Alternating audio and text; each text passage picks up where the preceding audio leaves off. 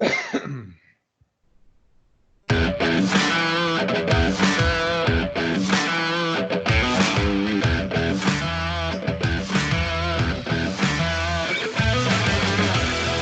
to the Nest Podcast, your weekly home for sports news, video game reviews, and hot takes with your hosts, Brandon, Zach, and Justin. Enjoy the show.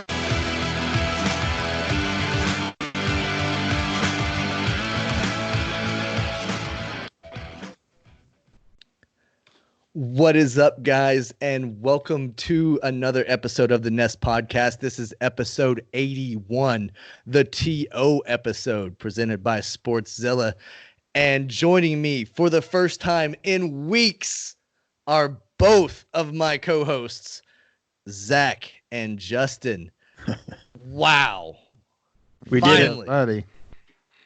Finally, we got back. So, I mean, we've obviously had a real busy schedule between the three of us the past few weeks.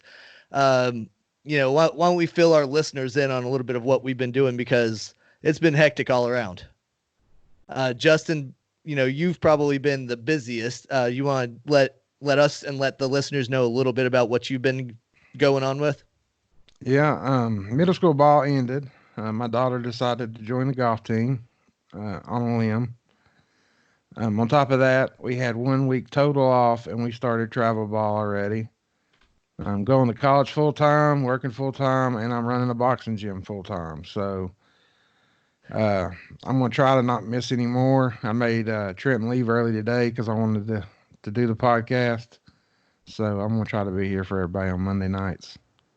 And, that's cutting Trenton's time short, and he's got a big event coming up that you were telling me before we went live. So, wow.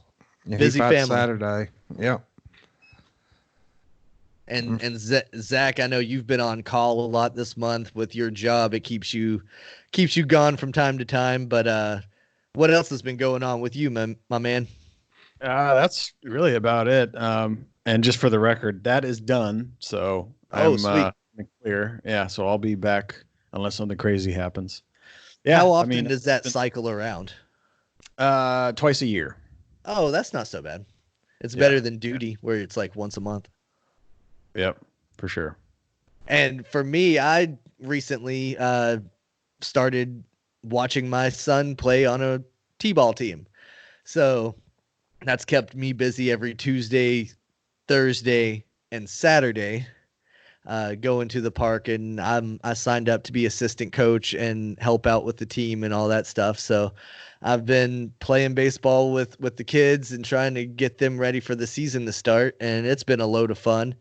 But it's time consuming, Justin. I can see why you're always running places, because once sports start, I can see how hectic it gets. And he's not even playing travel ball or anything. It's rec league t-ball. Yeah, it gets crazy. That's how I started, was coaching the kids in t-ball and, little Mighty Mite basketball, football. And it definitely enjoy the little things. Enjoy it now. Yeah, I mean, Grayson picked out his first jersey number the other night, and he had it down between three choices that he wanted, and it was 8, 5, and 1. No, 8, 3, and 1 is what he wanted, and he settled on wanting 8, and that's the one he got. And I was pretty happy. I was like, that ages well. Yeah. That's a pretty famous number for multiple reasons. Cal Ripken, baby. Yep. Cal Ripken. Of course, a lot of people think of Kobe. Mm-hmm. And, so 8's a pretty good number for a lot of people. And, yeah, it's cool. Carl Yastrzemski for the Red Sox. FYI. What made him pick that number? I have no clue. Honestly. He just liked it. That's the one that he just sat there and he was like, that's the one. Thanks. That's what I want. And all right, good deal, kid. That's your number. And they asked me, they were like, do you want, since I'm assistant coach, I have to have the jersey and the hats and all that stuff that goes along with it. And they asked me if I wanted the same jersey number. I was like, no, I've got my own number. 22, bitches. That's funny. So getting into things, baseball's been hectic. And speaking of baseball, also going on with me, I started a new show on Saturday nights called Saturday in the Park, and it's hosted on 643 Baseball. As the name suggests, it's all about baseball. So if you're a fan of our banter here about baseball, you can listen to me dive more into the analytics and the recaps of what's going on around the league and give updated league standings and things like that over on that show. Here, I'm just going to really keep it to what I want to talk about on this podcast, and that's mainly going to be Red Sox, Braves, and Cardinals stuff. I'm not really going to focus too much on anything from around the league per se, unless it's something league shattering. Like the Houston Astros scandal. We can shit on them anytime we want. Right? Oh, yeah. Yep. You know, it's funny. Nick Markakis, a guy that doesn't normally speak out, Braves outfielder, he came out in the wake of all this and said that the Astros deserve beatings. That's pretty lofty words from a guy that doesn't normally talk much shit. And then you've got other guys like Boston legend David Ortiz coming out and saying that Mike Fears is a snitch and he snitches get stitches. So we've got some gang mentality going around in MLB, and wouldn't you know it, Altuve's already been plunked. Yeah. Yep. Didn't Zach, take long. Zach, you texted us earlier and you're like, well, it happened. He's hit. And I still haven't seen the video, so I don't know if it was, he got hit with a backdoor changeup or something like that ran inside or whatever. Or he got beamed in the butt with a 98 mile per hour fastball. I did see that it was from a relief pitcher. So who knows? Yep. I saw just the ESPN little highlight, and his first at bat, he was met with boos. And then later on in the game, I guess, is when he got hit. I mean, he better get used to dealing with boos because that's going to happen all season long. He's a villain. They're all villains. Yep.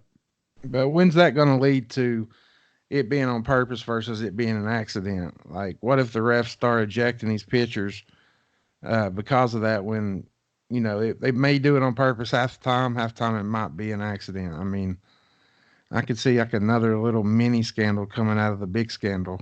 Right, and that's what I was talking about when I said I didn't see it, so I don't know if it was like a curveball that hit him on the back foot going 76 miles per hour. Right. Or if the guy reared back and threw 99 and hit him between the numbers. If he hit him in the back squarely between the numbers, then that's an intentional pitch. Right. So it's all in what you saw, and I'm sure the umpires are going to be looking at a lot of these things very closely, because catching somebody on the elbow with 96 is a lot different than catching somebody up around the head and neck with 96. Right. You think that's going to slow the whole computer umpires? No, I don't think that's got anything to do with it. I think that's a completely separate topic, because it's plain to see if somebody's getting hit with a baseball. It doesn't take a robot to be able to read that. The robot would just say that it was a ball because it missed the strike zone. Yeah, that's the only thing that the robots are doing is calling balls and strikes. So there'll still be people on the field then to do the rest. I got you. Yep. Yeah, they'll still be there. They'll call the pitches just like they do now, except they're just going to have a little earpiece in their ear, and it's going to tell them that was a ball, that was a strike. I got you. Yeah, I mean it's whatever, but like Justin and I, we were talking about it last time he was on the podcast. That opens up the door for them to possibly hack that system. Mm-hmm. Yeah. You're going to have to definitely try to encrypt it in a way that they're not able to get in and hack it. And right. I proposed that idea in one of the baseball groups that I'm a part of.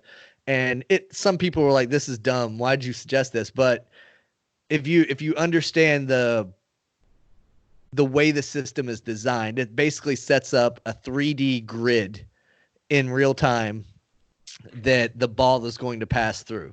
If you could hack into that somehow and expand that, it would give your pitcher a bigger strike zone. If you could make it smaller, it would give your hitters a smaller strike zone. So more of those pitches that are on the corners, like Greg Maddux was famous for, those would be called balls or strikes, depending on whichever way the team that was hacking it and controlling that wanted it to go. All right. So it's not that far-fetched. We live in a world to where we put on this live stream and this podcast from 3 separate states. Yeah, and that could be. That's what I was going to say too. That doesn't have to be done there at the game. That can be done from somebody in Idaho or wherever.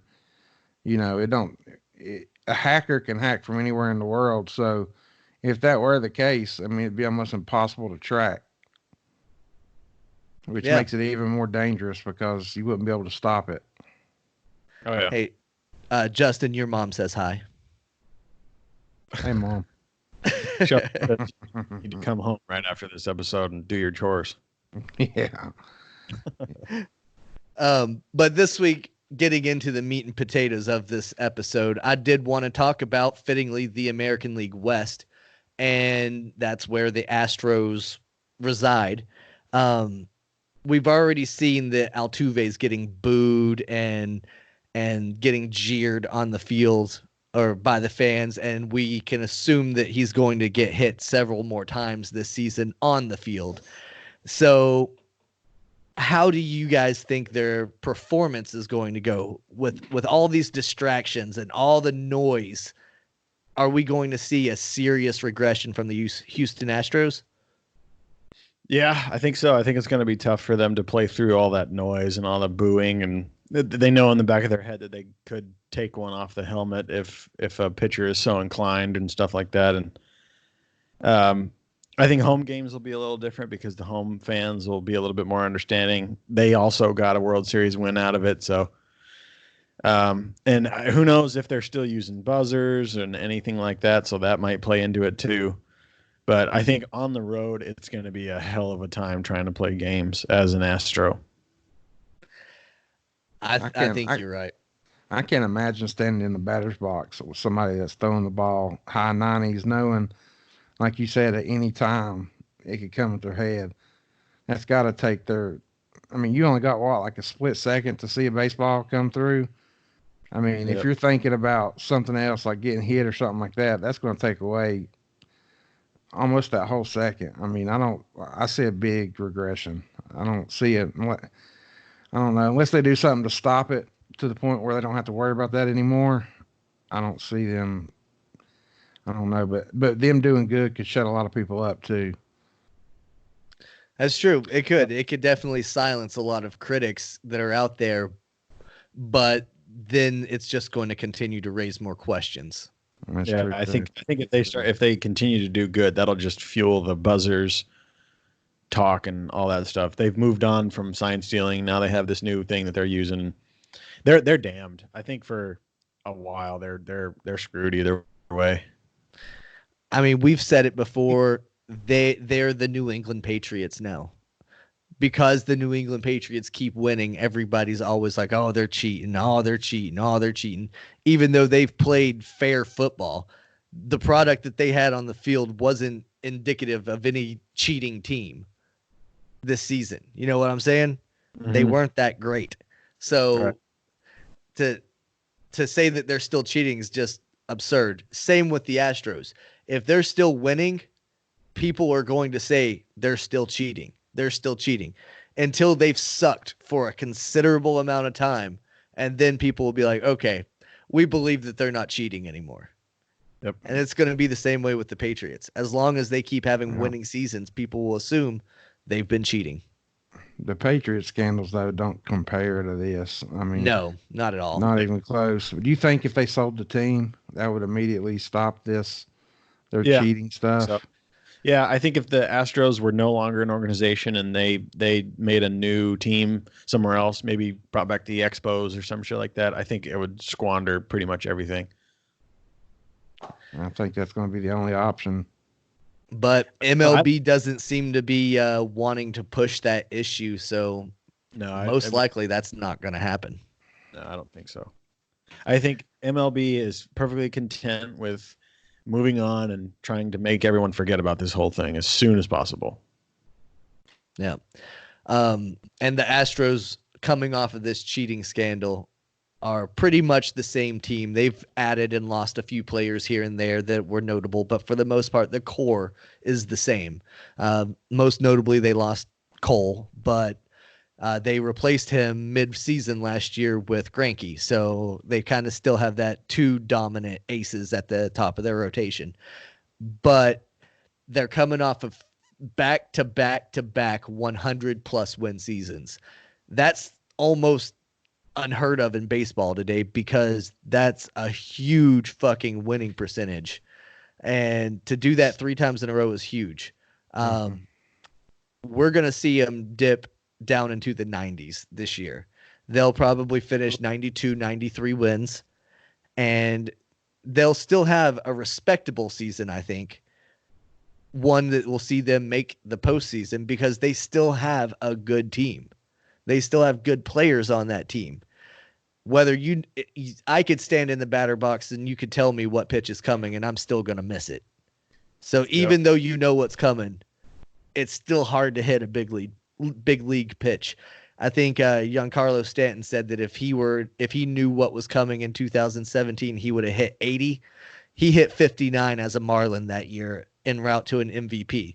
So, I mean, he was crushing anyway. Who knows? Maybe he would have hit 80 if he knew, but that's a pretty bold statement when you can't even stay healthy now. But Astros are going to slip, and I think a lot of people are going to start to see the real numbers start to shine of what these guys are actually capable of on the field. And it's ultimately going to hurt themselves because they're all getting close to that free agent mark. And people are going to realize that they're not as good as they were when they were cheating, and they're not going to get paid as much. Yeah, and they have the tainted cheating behind them anyway, which is, I think, going to hurt them in the long run too. But like you said, they're going to regress, and then come free agency, they won't be worth as much. And I don't think teams will be willing to even bring them onto their team. I think it's kind of like that Kaepernick deal. Like, even he might be great, but those Astros players bring a lot of drama with them. You know, if like say Altuve goes somewhere else, he's gonna get booed there too. Yep. It's just gonna bring nobody. You know, like Brandon being a huge fan of Boston, he don't want Altuve to come to Boston right now. Right. I mean, he's a damn good second baseman, and our second baseman needs to retire. So, I mean, I'd be okay with it. Well, you are a Patriots fan, so you probably would be okay with it, wouldn't you? Yeah, that's true. He's already got that. He's got tough skin from football. Right. Cheater. I have that stigma attached to me because I'm a Patriots fan. See, yep. You guys are sportsist. Sportsist. Yep. Yeah, but the team that I think that's going to benefit most from the Houston Astros scandal and the Houston Astros starting to come back to earth and no longer put up 100-win seasons is not the Los Angeles Angels, Zach. It's the Oakland Athletics. The A's have been hanging on tough for the past 2 or 3 seasons when the Astros were steamrolling, when they were winning 100-win seasons. The A's were always right there but missed out. They would win 98 games. They would win 93 games. They would win 95 games. But they never could keep up with the Astros enough to be able to win the division. And with a constantly loaded American League with the Red Sox, the Yankees, the Twins last year and stuff like that, putting up mega seasons, there was no room for the A's. This is the year that the A's make it to the playoffs and win the American League West. Bold. Yeah, it is a bold statement. Mark it down, folks. That it's going to happen. That's how the October is going to go in the Bay. You can go ahead and put it up on the calendar. Somebody is going to have to play in Oakland in a playoff game. All right. Well, you called it. If it happens. I mean, this team is loaded. It's just been hidden. It's a hidden gem in baseball. They've got two guys on their infield received MVP votes last year. They had the Red Sox season from 2018 when Mookie and JD were both viable MVP candidates. They had Marcus Semien and freaking Matt Chapman, both receiving MVP votes. And then Chris Davis is constantly putting up the slugging numbers. They knock a lot of balls out of the park. They can play anywhere.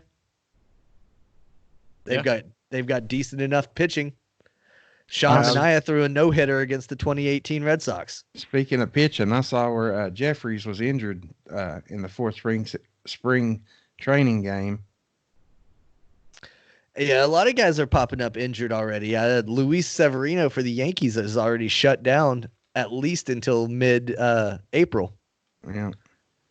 Yeah, Cardinals' Miles Michaelis is, I'm not sure if he's shut down or not, but he's not pitching during spring training because of elbow tendon soreness. So you know what's right around the corner with elbow problems. Yeah. I've been telling everybody I can about Tanner's idea with the ball bell, and how it strengthens those stabilizing muscles and how it'll keep guys from getting Tommy John. I'm trying to spread the gospel, Tanner, I promise. Yeah, it's a great idea for sure. But let's talk about the Angels now, Zach. That's who you think is going to benefit. So, I agree with you that they are going to be the most improved, but why don't you go ahead and tell us why you think that they're going to win the American League West? I think they've finally given Mike Trout the few pieces that he needs. And this kind of regressed since they didn't get Jock Peterson. But adding Anthony Rendon is huge. I think they should have added one more good starting pitcher. I think that's where they're lacking. And that might hurt them. That's where they're expecting Shohei to come in and be the guy that they signed. So that's just a big toss-up as to whether or not he's going to have the same control and everything like he had. So that's just the big question for me is you're probably going to have great bats, but is it going to be enough to, make up for your not as great pitching? But yeah, I think the Angels are done not playing in October, at least for as long as they have all these pieces. I think they finally have at least enough to make it to the playoffs. Now, whether or not they move farther on from like a wild card or something like that is to be determined. But I think they finally make it to the playoffs. I was reading that Puig, I can't pronounce his last name. Puig, he could possibly go to the Angels. That would put a hot bat in the lineup as well. He's one of the possible landing spots. He's still a free agent floating around out there. That is a serious possibility since they didn't acquire Jock Peterson because that was going to be their, capstone on the offseason was bringing him in. The only thing with Puig is he's a spark plug. Yeah. He's a lightning rod for a lot of things, and a lot of guys don't want to play with somebody like that, and a lot of GMs don't want to have a guy like that on their team. And if Mike Trout's one of those guys that doesn't want to play with a electric personality like that, guess what? He's not going to be an Angel. Right. Mike Trout runs that team. They pay him so much. He's calling the shots. Yeah. He was the one that was like saying, hey, let's go get Anthony Rendon. Hey, let's try to do this. Let's try to get Jock Peterson over here. He's the one that's definitely encouraging a lot of these moves, I think. Yeah, absolutely. But, other than that, in the American League West, guys, it's kind of, a who's who. The Mariners, they'll disappoint their fans yet again. They'll have a decent little run at some point to get everybody excited, but then they'll fall flat after the All-Star break, like they've done pretty much every year that they've been a team, unfortunately, even with some of the greats that they've had out there with Griffey and Ichiro and Randy Johnson and a lot of King Felix, who now pitches in Atlanta. I mean, they've had They've had a lot, A-Rod. They've had a lot of greats out there, but they've never been able to string it all together, and they always fall flat on their faces. They're one of the few franchises that don't have a World Series. Right. Yeah. And what sucks is Seattle has a relatively big market. Speaking, like you said, they don't have a World Series, so their fans are very loyal. But they just, they can never produce anything. It's thanks to Ken Griffey Jr., man. I used to have every baseball card ever made of that guy. Oh, we I grew up idolized him. idolizing him. Exactly. Mm-hmm. That's why they got such a big fan base. He had that swing that everybody tried to emulate, whether you were right-handed, left-handed, it doesn't matter. You wanted to try to look like Griffey when you swung. And there are a few guys that have those poster-esque swings. And if you want to see a pretty swing from a right-handed bat, watch Michael Chavis swing for the fences. He has a gorgeous looking swing. But Ken Griffey, that's the sweetest swing in baseball. Yeah, hard to beat. And then you've got the lowly Texas Rangers, who I thought were going to do something in free agency to try to make themselves better, because they have the option or the advantage of this is the year that the Astros are going to start to slip. So why not go out and make a huge splash? I thought the Rangers were going to be the team that go after Mookie Betts. I thought that's what they were going to make happen and put him with Nomar Mazara in the outfield out there. That would be a no-fly zone for 2/3 of your field. And then they've got Sin-Chan Chu or whatever his name is, outstanding ball player, can crush the ball. And then Joey Gallo, he could be a force if he could learn to not strike out 99% of the time. Do they still have Odor at second or short? Yeah, Rougned Odor, he's second baseman there, yeah. He's not bad.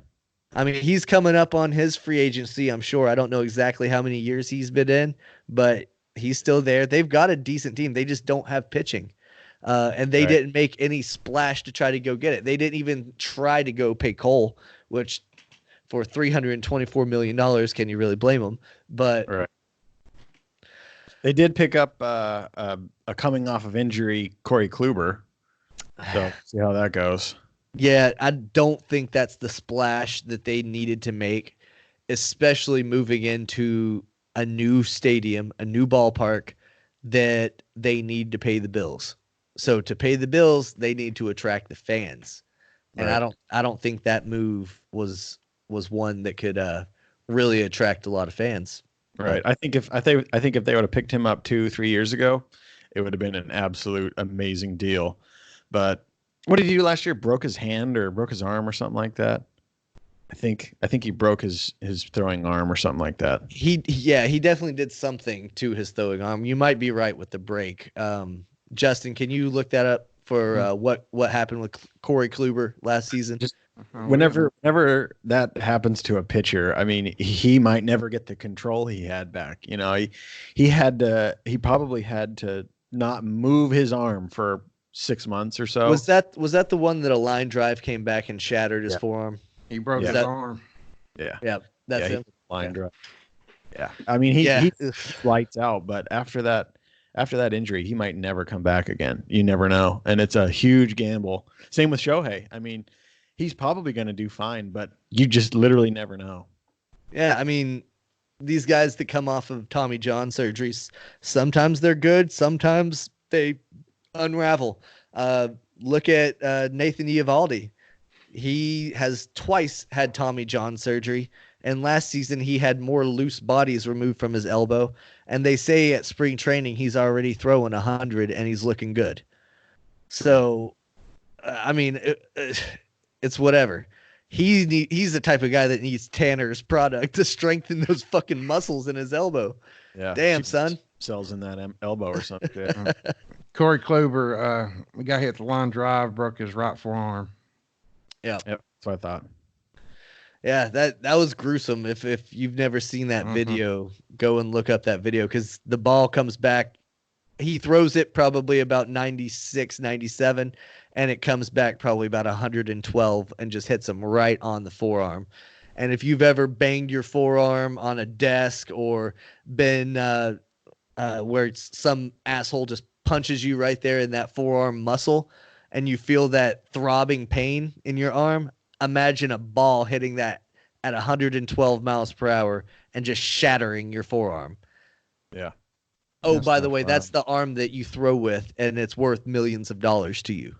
Yeah. Damn. Yeah, I mean, it sucks. And that kind of puts it into perspective, like when these guys get hurt, how valuable it is to them. And that explains why guys like Dustin Pedroia want to stick around for so long.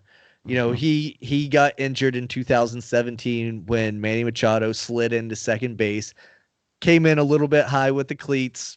Who knows? Maybe he was trying to do it intentionally. Maybe it was an accident and he's just a klutz.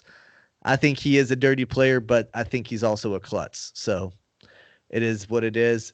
Pedroia got hurt. He said that he didn't feel that it was bad. So if Pedroia doesn't think it's bad, then I'll side with that.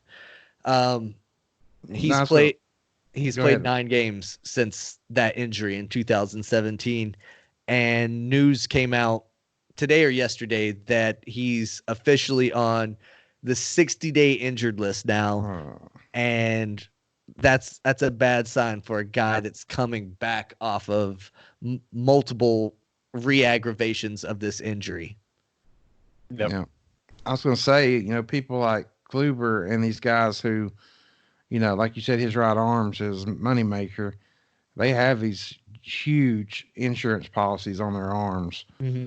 So I'd say he got, a good $5-10 million just from breaking his arm, so he's definitely got paid for that injury. Yeah, Right. but think of how much more he would have made had he not been injured. He's coming up on free agency. Oh yeah. Yeah. His nickname is Clubot because he's so robotic and repetitive with being able to deliver high velocity, accurate pitches. Yep. Stone cold, man. He looks the exact same whether or not he gets a 3-0 strikeout or it's full count. He's the exact same demeanor throughout the whole game. And I think if he would have never had an injury, whenever he hits free agency, he would have gotten a record deal. Not as high as like Cole or something like that, but he would have gotten at least $250 million, something like that, because he was just absolutely lights out. Yeah, he was insane whenever he was younger and before that injury. And it sucks that it's a freak injury. We never cheer for a guy to get hurt anyway. But whenever it's a freak injury like that, when it's just it happened. It sucks. And same with Pedroia. I would be thrilled if Pedroia could have played out the rest of his contract. Instead, he's been nursing on the bench and getting paid $19 million a year to sit there and eat up cap space. The business side of me is like, okay, go ahead and retire so that it frees up the money for the team and the team can prosper. But at the same time, I understand he's earned the right to sit there and earn that $19 million. And if it were me, I would be damned if somebody told me to retire and give up that money. Yeah, no way. You're not taking that much money out of my kids' bank accounts in the future. Right. So I get his point, and it just sucks that, it can't be one of those things to where he retires and the Red Sox just sign him a check for the remainder of his money, and that's it. It's like, all right, right off into the sunset, Dustin. Thank you for the memories.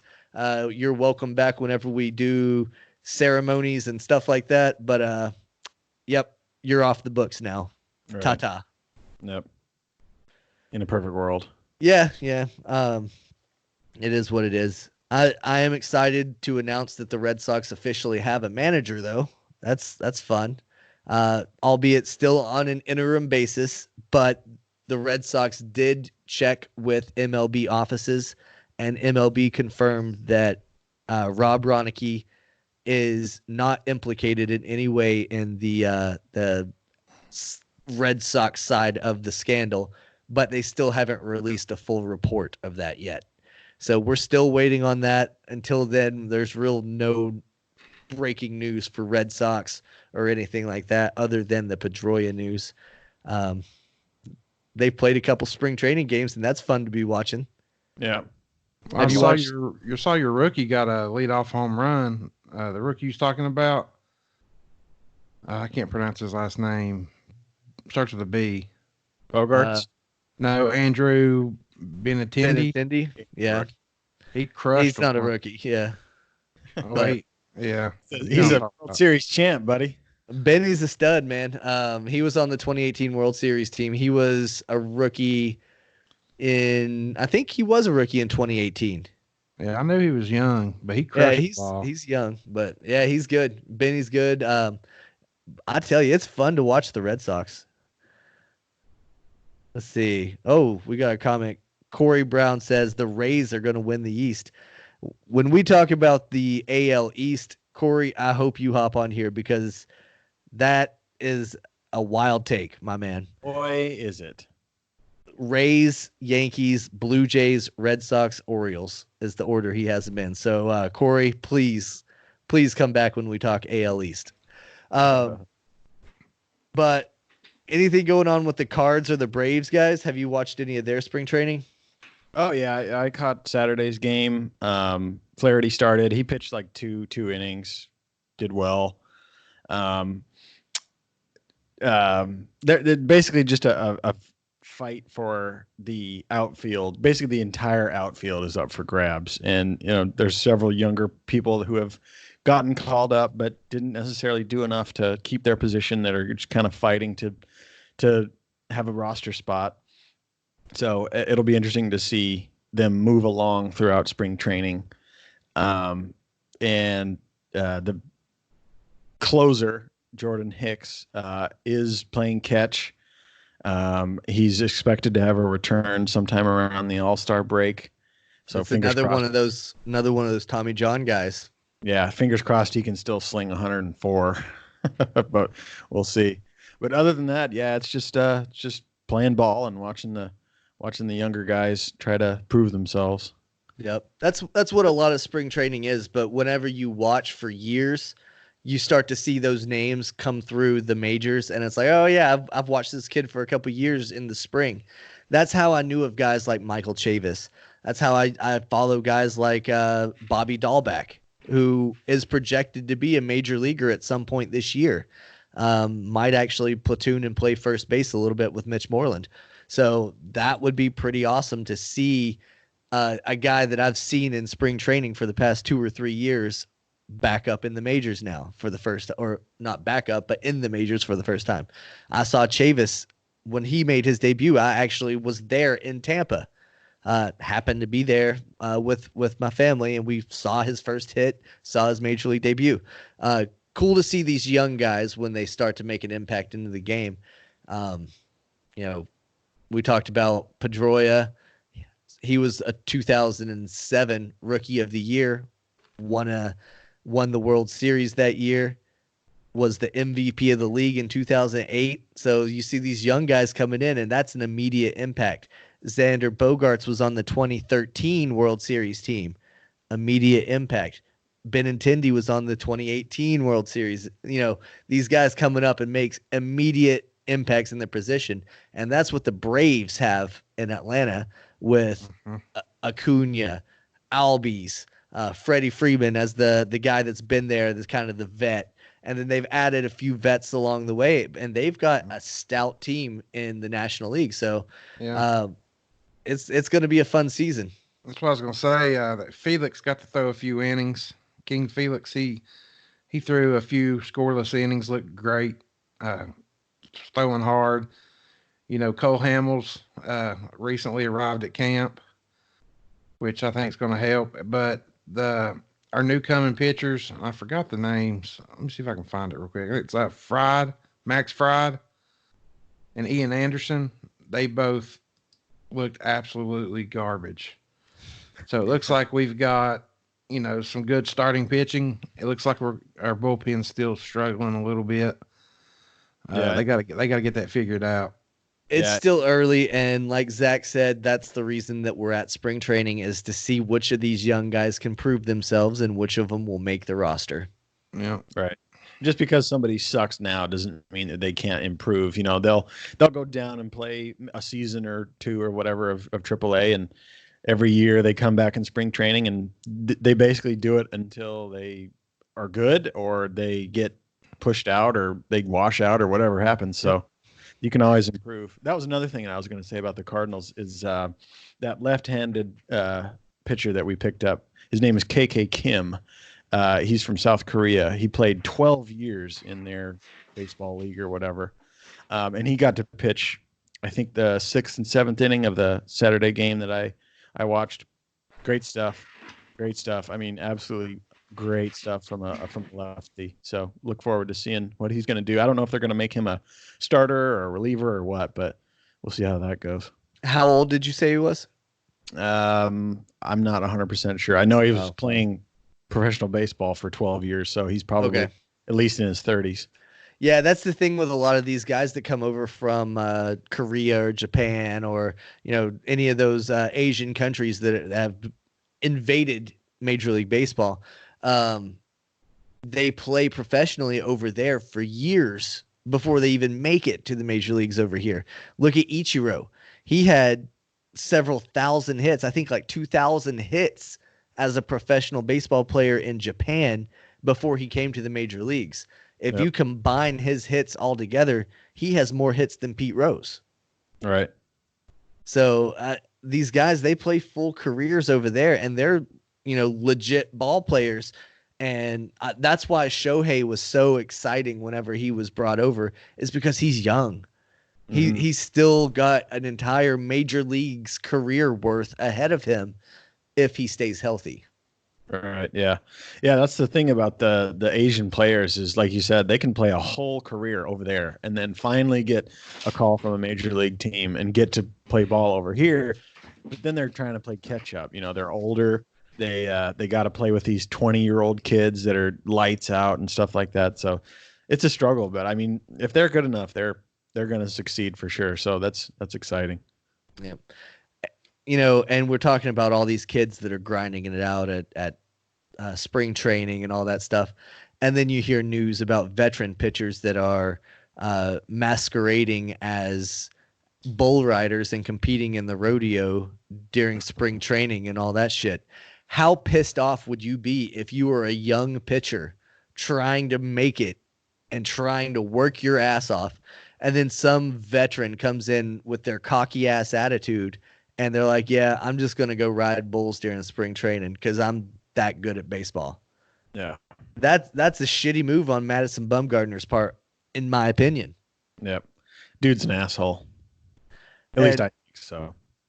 Yeah, I agree too. I don't like this move. I think, it's been floating around on social media, on Twitter and all that stuff. And a lot of people have been having fun with it, using the name Mason, whatever it was.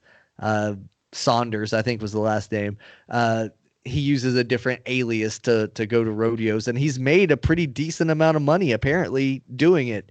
So it's not something that he just did on a whim one time. He does this as a competitive hobby. And if I'm a young pitcher, I'm praying that he gets fucking hurt and I get to steal his job. Yep.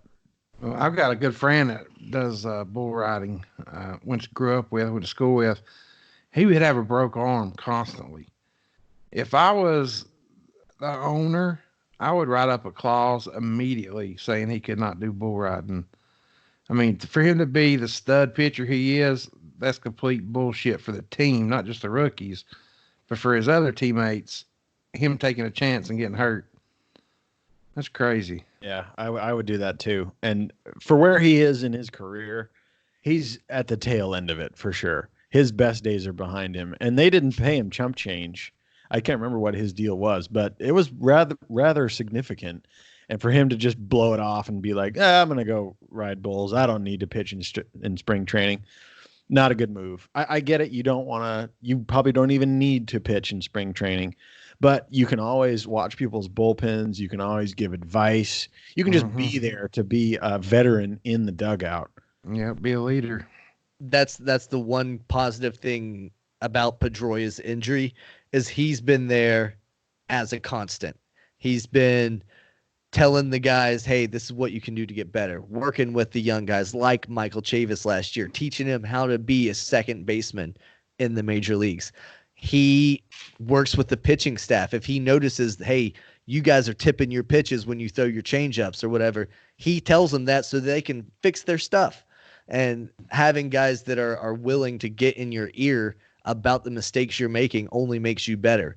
Madison Bumgarner outriding bulls isn't making anybody better. It's just him taking care of himself and wanting to do whatever he wants to do. Real quick, Justin, going back to your Braves, Austin Goodwin says the Braves made a big mistake not signing Josh Donaldson, and I agree. That's a huge hole that they're going to have to fill. Yep. Austin, he's been a Braves fan since we were little, man. Well, then he remembers the glory days of Terry Pendleton, man, in the hot corner. Oh, yeah. If anybody knows, it's him. We'll have to get him on here maybe when we do some Brave stuff.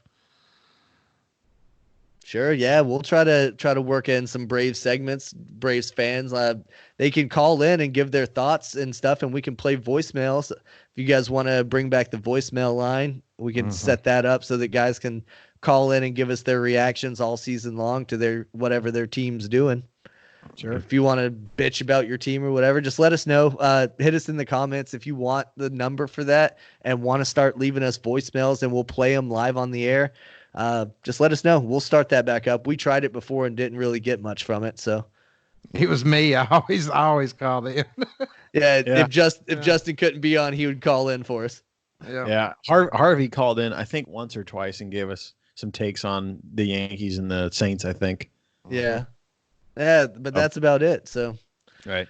Oh, well, if you guys like it, let us know. We'll put it back. I'll even put the phone number down at the bottom of the screen so you can see it all show long. But yeah, whatevs. Let's talk about some football, guys. NFL announced that they're going to change up the rules on us. Have you seen that, Justin? I have not, but I'm interested to hear about it. Yeah, pull it up so you can get a little bit caught up, but I'm sure we can just paraphrase. As far as I can tell, they are gunning for a 17-game season. They want to up the cap space, and I don't know what the number is, but they definitely want to up the cap space. And I believe they wanted to add two more teams to the playoffs or something like that. Yeah, I've seen that coming for a while now. They've been talking about taking away some of the preseason games for a long time. There's a lot of times I think an odd number of games actually is a good thing. I think they actually did it the right way because you don't want to take away too many preseason games because that's when a lot of these rookies, they earn their spot or they don't. They don't have, well, now they have a minor league team, I guess, with the XFL and stuff like that, but they don't really, until the XFL started, they didn't really have, if they don't make the team, they're bagging groceries. So they need those games to prove themselves. And that will also eliminate where in the NFC East every year, the Cowboys, the Eagles, and whoever else always goes 8-8. And there's that big, like, who gets it? Like, they beat this team, and they beat this team by this many. That will eliminate those ties. So I actually like that rule change. I don't think it needs to be more than 17. It needs to stop there because they need, if you think about it, in the preseason, the starters play one half of a full game. That's it. The rest of the time, it's all about the young guys.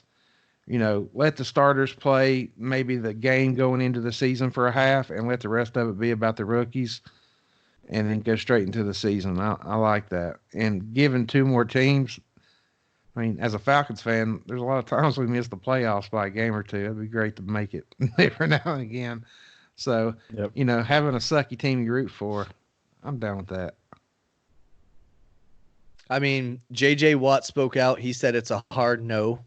He wasn't a fan of it. A lot of players are starting to say that they're not fans of it because of the fact that it makes them play an extra game where they're risking their bodies for not really any additional pay.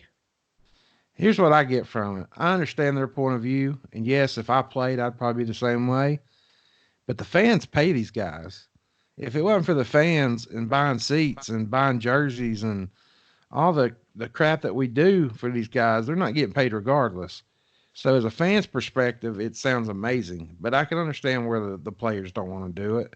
But it's, look at baseball and basketball. I mean, they play 16 freaking games, dude. What's one more game? Yeah. Yeah, I mean, I guess I get that too. But on the same token, they might not be getting paid up front. But if they do increase the cap space, that means that you could potentially make more money in the future. If you're so good, then you will get paid more eventually. So I don't know. It might not be more money up front, but you might get paid eventually if you're good enough. And what about people that have bonuses? Like, what was you talking about where Teddy Bridgewater only had one touchdown away from hitting his bonus? Yeah, Teddy Bridgewater was one touchdown shy of hitting, I think it was $100,000 bonus. And once he got to that one touchdown away mark was when Drew Brees got healthy and came back and started playing. Bridgewater never saw the field again. Yeah, but see, that gives you one more game there. For people, I know in Bridgewater's circumstance, he just lost it to the starting quarterback. But how many times has players been like one sack away or, this just a little bit away? That gives them, like Zach said, that gives them one more game to earn more money. Yeah, but then you've also got the guys from yesteryear. They're going to be like, oh, they're only breaking my records and doing better than I did because they have more games to play. Well, there's always going to be that. So you're going to see all these records get shattered in the first few years, and then it's going to be like, well, shit, now how do we measure, it puts everything into a different equation because then, you're going to start seeing guys that are easily hitting 5,000 yards passing, whereas in years past, Drew Brees, maybe Jameis Winston starting to creep up to where he's throwing that much. Yeah, minus 40 interceptions. He's balling. Hey, I mean, he does put up the yardage, though. It is what it is. He does turn the ball over 90% of the time, but he still puts up yards the other percentage, but whatever. Yeah, I don't know. And I mean, if that does happen, if more players start getting more yardage, that just means that the roof will have to be raised. They got to up the ante. If 5,000 becomes the average, then 6,000 or 7,000 becomes a big deal. That's all that really means. Yeah, they got to get some mathematician nerd to come up with some formula to figure it out. It just makes the arguments for who's going into the Hall of Fame and stuff like that even that much more convoluted whenever the time comes. Because if you've got a guy that played in an era that they didn't have that extra game and their stats are less, it's going to look on paper like they didn't perform as well. So unless I don't know what they are, the judges or whoever decides who gets into the Hall of Fame, unless they take that into consideration. Which I'm sure they would have to at some point, but right. I don't know. I'm thinking like 50 years down the road about, J.J. Watt's grandson getting snubbed out of the Hall of Fame because he didn't have the stats that his grandfather had or some shit. But what about like the NBA when they quit having the 3-point line? When they added the 3-point line, that's true. That's the same type of argument. Yeah. Man, you don't never hear that argument though. That's true. But I don't really argue or say much about the NBA anyway. So.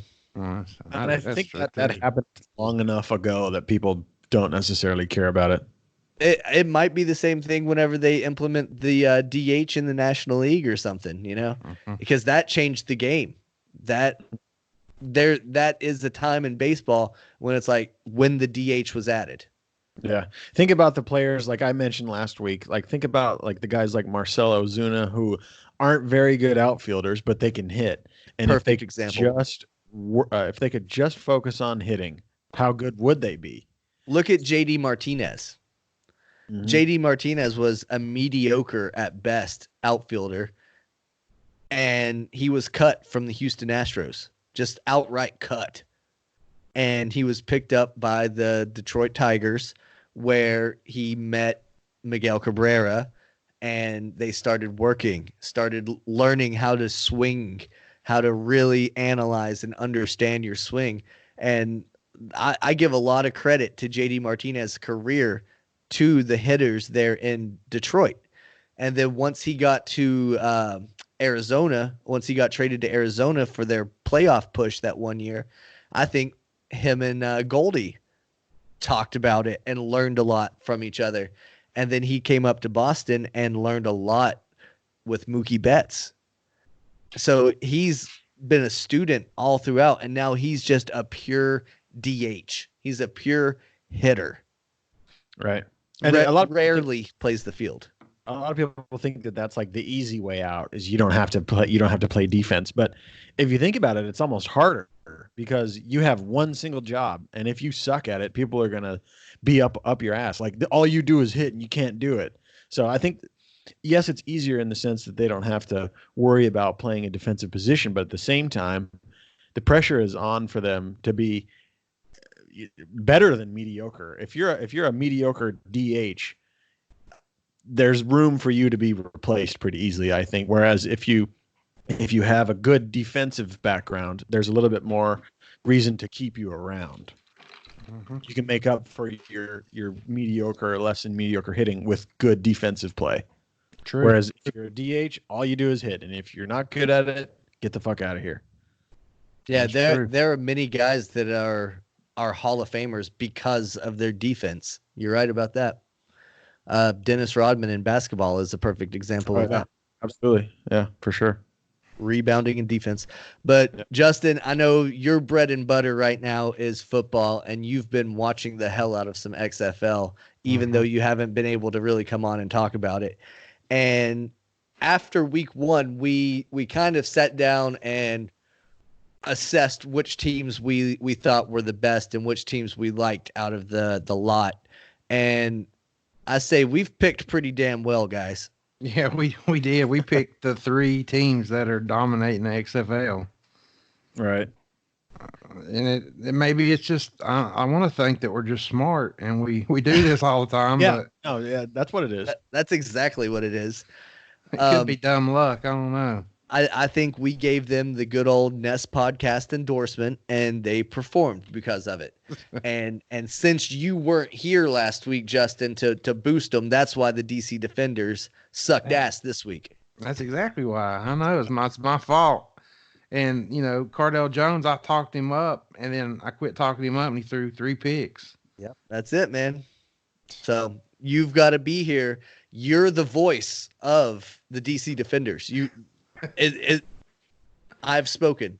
It's done. I'll have my shield next week, and I'll hold it during the podcast.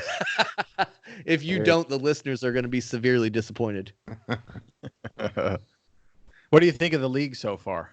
I think it's awesome, man. I think, I still think Jones is one of the leaders for MVP. He had a bad game, but I think Walker for the Roughnecks, he'll be in the NFL next year, hands down. I was telling Brandon before this, he reminds me of Vic, but like faster in the pocket.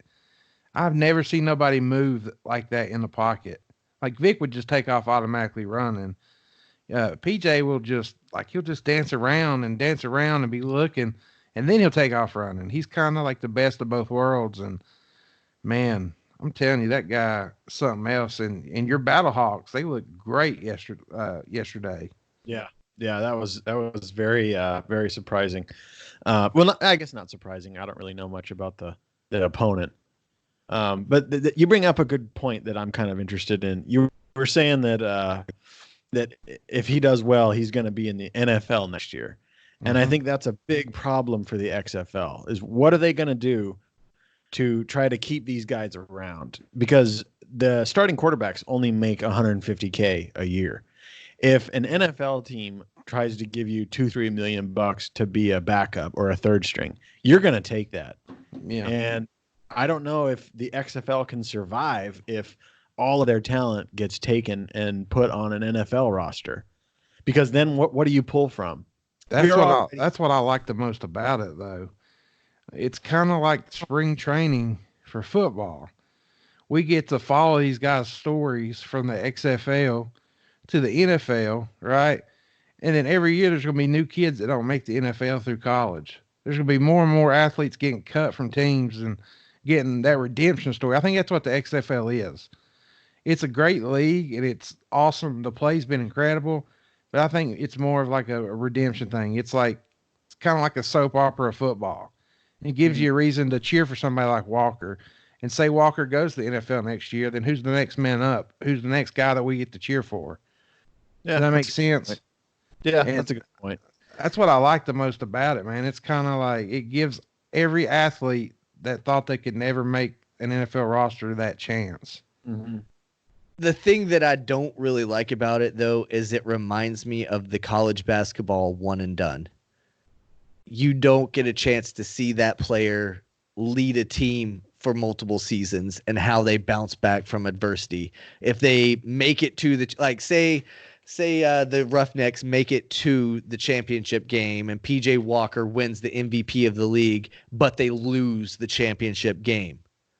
You don't get to see how he comes back next year as a stronger, more mentally tough player and all that. He may go on to the NFL and be broken from that loss and then just suck. And then that sets a bad look for everybody else in the XFL. That's definitely a possibility, but the biggest difference there is I remember watching PJ Walker when he played for Temple. The kid was sick, and I was like, this kid's awesome. So I got to see him play his time in college. Mm-hmm. He never got that chance in the NFL. So that's where it's a little different. In the NCAA, you just get like a taste. But half these kids that we're seeing play, we've seen play in the NFL in the past. We've seen them play college ball. So we've seen them before. It's not like it's the first glimpse we've had of them. That's true. So Same with Cardale Jones. I mean, he was huge in college. He's a college football champion. He won the very first football playoff championship, and he just never made it happen in the NFL for whatever reason. So this is a second chance, if you will. But I think that's I don't know if it's a problem or not. I guess we'll have to see as the years go on. Do they have enough players that can fill the XFL roster that are coming off of college teams that aren't going to make the NFL, or are players from the NFL going to get cut and then make a name for themselves in the XFL, or are XFL players going to do good enough in the XFL to get called up by the NFL, and then that's going to leave the XFL rosters just empty, and there's going to be no one that's worth watching, and we're just going to tune out. But then to Justin's point, we're just going to have a whole batch of brand new young guys to fill those roles. I think you are going to 100% see what Brandon said is the one and done stuff. The guys are going to come in and kick ass in the XFL and then move on to the NFL, and then it's going to be new people. So I don't think you're not going to be able to, as a fan, latch on to an individual player and he's going to play for your team for 5 years or something. It's going to be a constant rotation of players. Yeah, PJ Walker isn't going to be the Tom Brady of the XFL and play for 25 years for one team. Right. But this is the thing too. PJ Walker's busting his ass because he wants to go to the NFL. Right. If they didn't have nowhere they could go, then that league would be like the AAFF or whatever the hell it was. Yeah, AAF. And that's basically look how much better the XFL is compared to the AAF. Because these guys know they have a shot. Not only are they getting paid a living, so they don't have to go work and worry about getting, whatever they were paying, and it was pennies. But they're getting paid enough money to where they can focus 100% on football. True. And if somebody likes the XFL, then they already know football. There ain't nobody that's never watched football and be like, oh shit, I'm gonna start watching this new sport, because it's still football. So 95% of the fans already know football. And that's why I think it's not going to matter. If you're a hardcore NFL fan and you really don't pay attention to many other sports, then you don't have anything else to watch. So you don't really have a choice. If you want to watch football and it's January or February, you're going to watch XFL. So I guess they do have that kind of slot in the year made for their league. So whether or not they have a quote unquote good product doesn't necessarily matter because there ain't shit else to watch NFL wise. I Or think football-wise. it'll take a few years for us to really figure out how that's going to unfold. Like if it's going to go the way you and Brandon was talking about, or the way I was talking about. But like this first year, I see maybe 2 people might get caught up to NFL, maybe 1 or 2, and it'll kind of be on their backs to prove that these guys can play in another, at the other level. So like you said, if it's just Walker that goes to the NFL and he goes out there and just is garbage, then that might affect the whole league of the XFL. So it's going to take a few years, but right now I'm loving it, dude. I expected, we were talking about it, and to be honest with you, if you don't remember, I never really said much about it. I expected this league to completely flop. I expected it to be garbage, but man, it's been awesome. Like I've enjoyed watching it as much as the NFL. Yep. Yeah.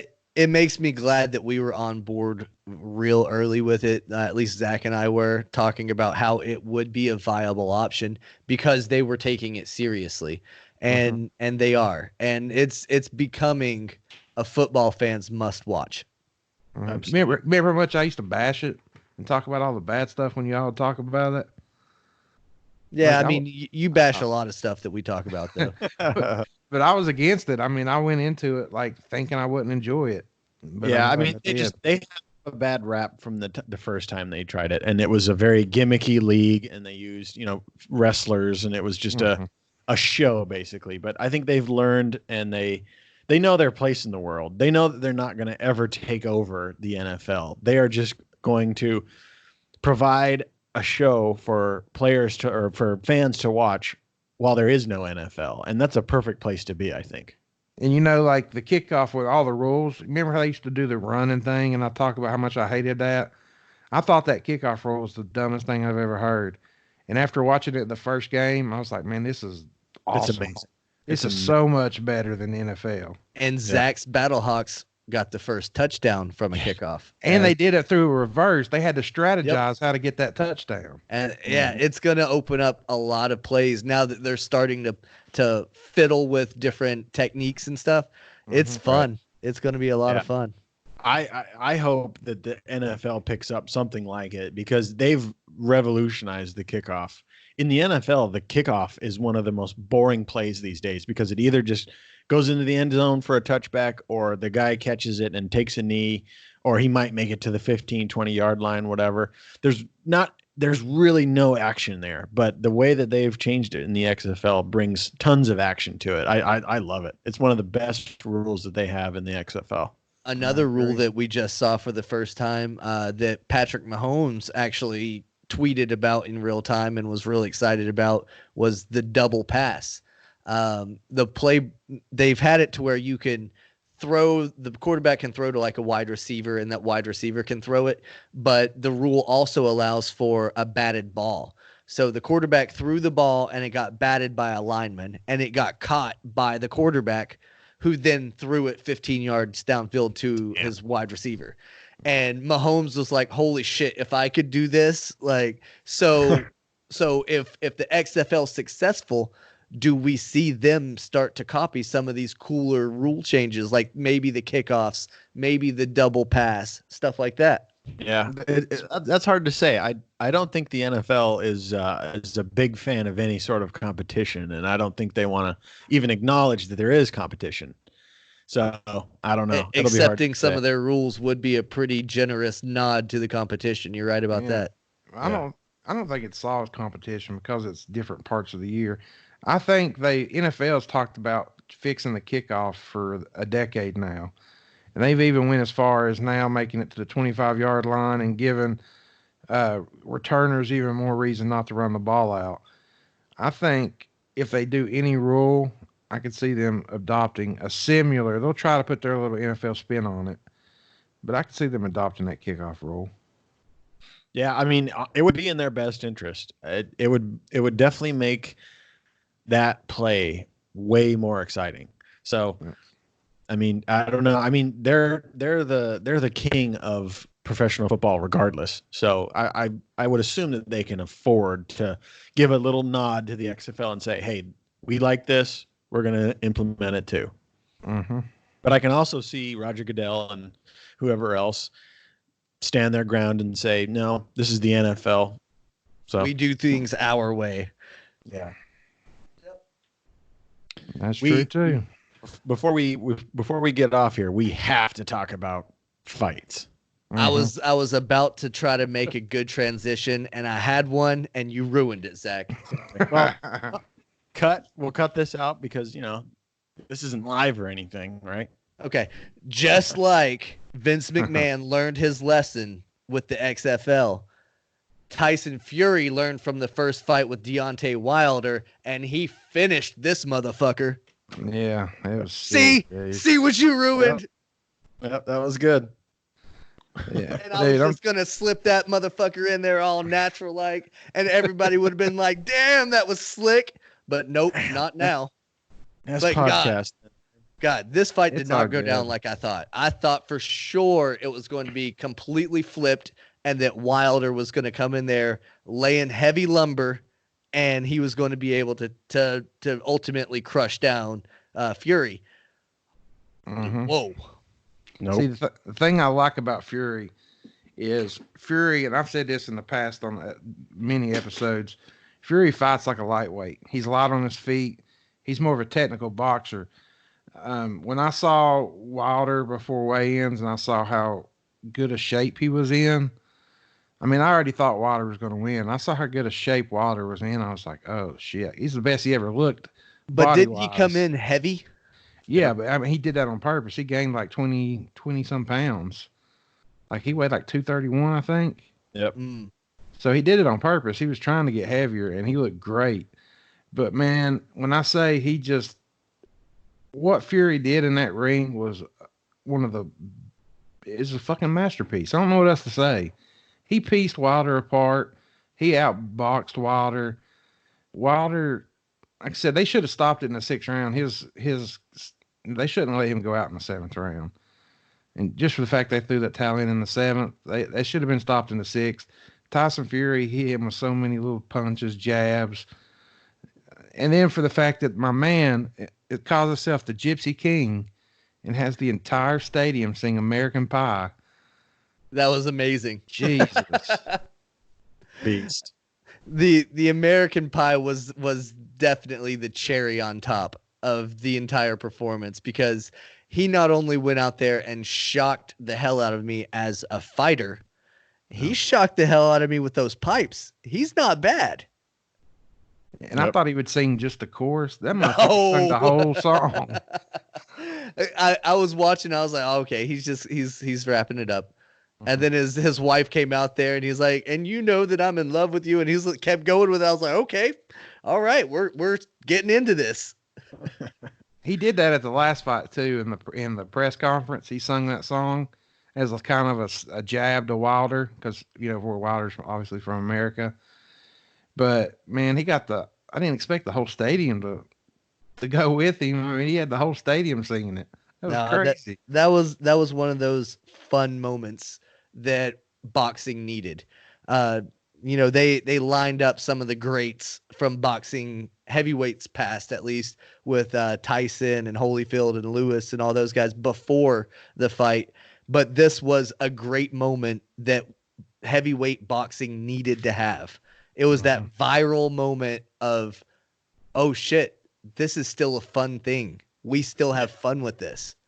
And for so many years, it's been a stagnant, stale, boring sport. This was needed. Mm-hmm. Yeah, absolutely. I've got a few thoughts on Wilder gaining that weight. He the first fight with Fury, he weighed 213. And he said on Rogan's podcast that on the day of the fight, like the next day, obviously, he weighed 209. That is so tiny for a heavyweight. And that gives you two things. That gives you insane speed over the guy that's 60-something pounds heavier than you, and much more stamina. And I think that by Wilder gaining that weight, and he definitely did it on purpose, it's muscle weight, I think that really fucked with his stamina. If you watch the fight, he can't keep up. He kept falling over and stuff like that. He couldn't keep up. And Tyson Fury is a way better boxer, but Wilder has that nuclear bomb in his right arm. And I don't know. A part of me thinks that I think if Wilder would have maintained his original weight, he would have been a lot better. because he was used to that body. It wasn't a sudden change. I mean, that's what he's been fighting at this whole time. That's how he got 40 whatever knockouts. And I think whenever fighters change shit like that, you see that a lot in the UFC too. Like a guy will put on weight thinking that he's made it, and he goes up a weight class and can't do it. Luke Rockhold, he went from 185 to 205 and got pieced the fuck up.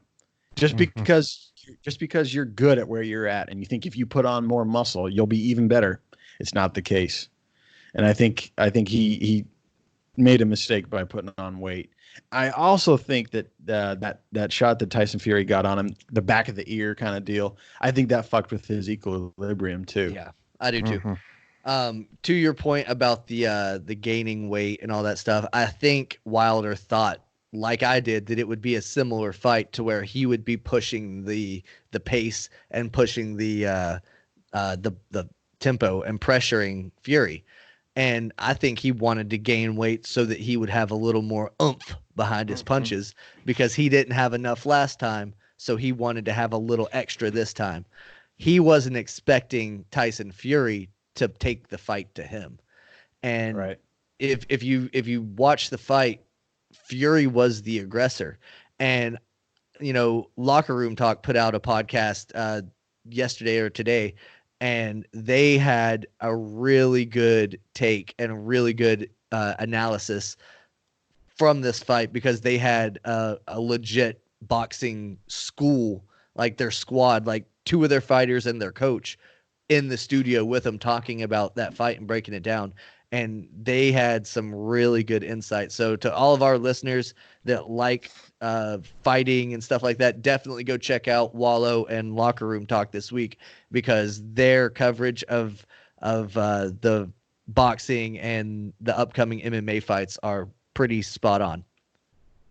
And I agree with you, Zach. I think if he would have stayed at the lighter weight, he would have been a lot more ready for that fight. But like Brandon said, Wilder's never had a problem knocking anybody out. He knocks people out almost every fight. And when he basically took Fury's soul out of his body in that last fight, and somehow Fury got up from the dead, I don't know how. I still don't know how he did it. And he ended up fighting, great the other 3 rounds. I think him not being able to knock Fury out made him gain that weight. Yeah, and it did to him, because that's what he fights off of. He's not going to box you up. He doesn't really have great footwork. He just has power. His style's awful. Right. Like I tell Trenton not to watch Wilder fight, because he's just so a freak athlete. His style is so ugly, and it's nothing close to what a good boxer should be, but he's so athletic that he overcomes that. And it's almost unstoppable, because you can't train for his style. Right. It's weird. It's been a bad run for the Wilder boys. Yeah, my homeboy knocked out his little brother. He's fighting on the 29th. Give another shout out to Long. Dustin Long, D Long, baby. He's fighting Scott Sigmund on the 29th in, I want to say Blacksburg, Virginia, which Scott Sigmund has fought Roy Jones Jr. He actually knocked Dustin out the first fight.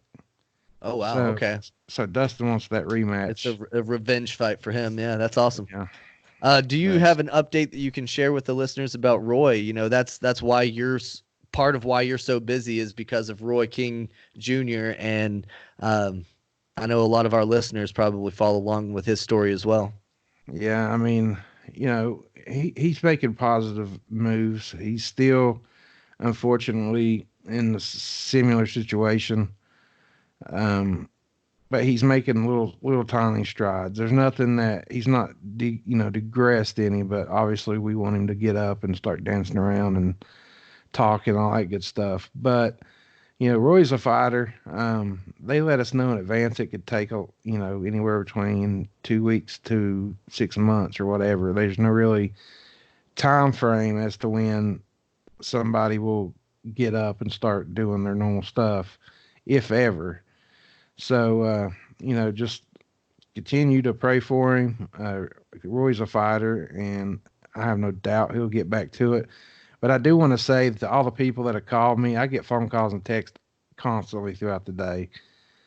And all I have to tell them is there's no new news. I'm not lying to everybody. I'm not trying to keep everything a secret. We honestly don't have any really news to tell anybody. It's frustrating to me as well. I'd love to tell somebody something good or something different, but unfortunately, we're not getting any new news. So when I tell everybody there's no new news, I promise you that's where we're at. I felt lately like I tell people that and they kind of think I'm hiding it from them, right? Like trying to keep something a secret, but there's nothing to really tell at this point. Yeah, I mean, it's one of those things like we're all just waiting and wondering, and you're the one that's closer to the situation, so that's why people reach out to you.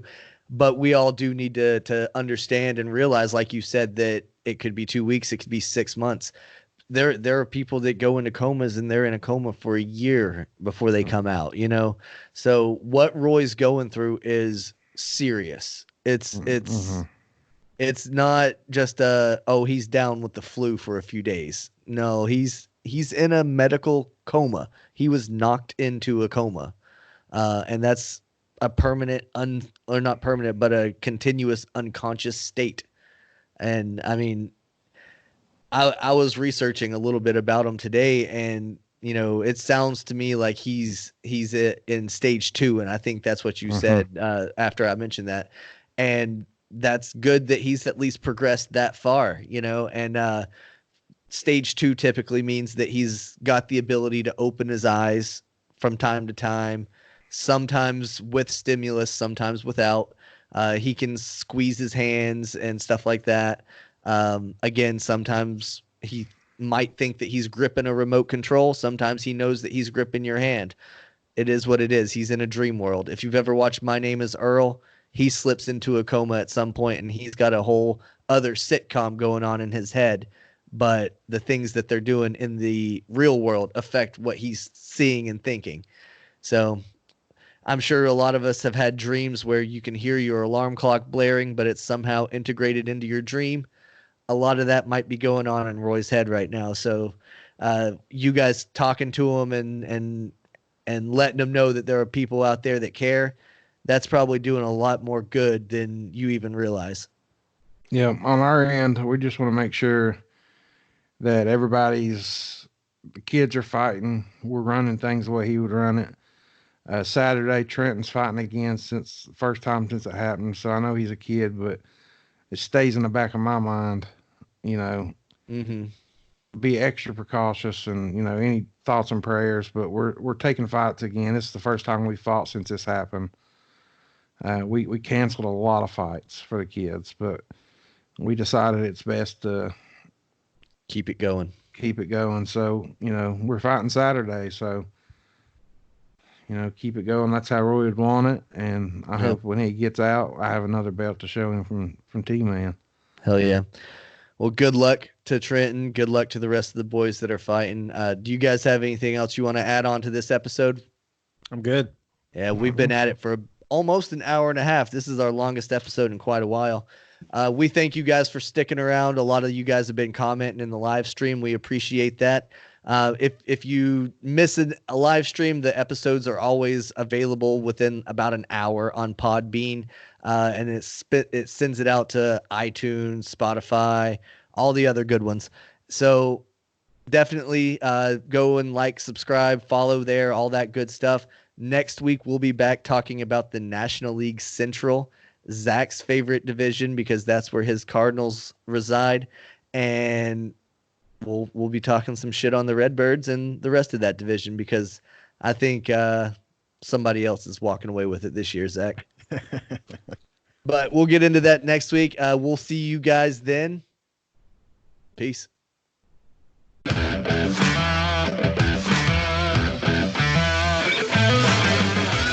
for listening.